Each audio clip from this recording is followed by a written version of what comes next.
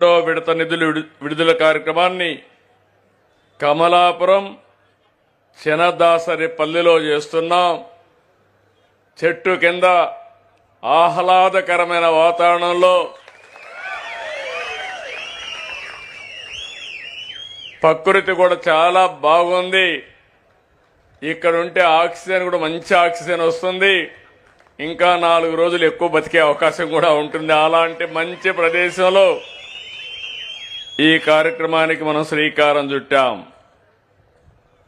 ఈ కార్యక్రమానికి వచ్చిన రైతాంగానికి అందరికీ నేను చూస్తే, ఈ మీటింగ్ చూస్తే టీవీలో కూడా చూపిస్తే కళకళలాడుతా ఉంది మన మీటింగ్. మీ ఉత్సాహం, మీ రైతు కండువా,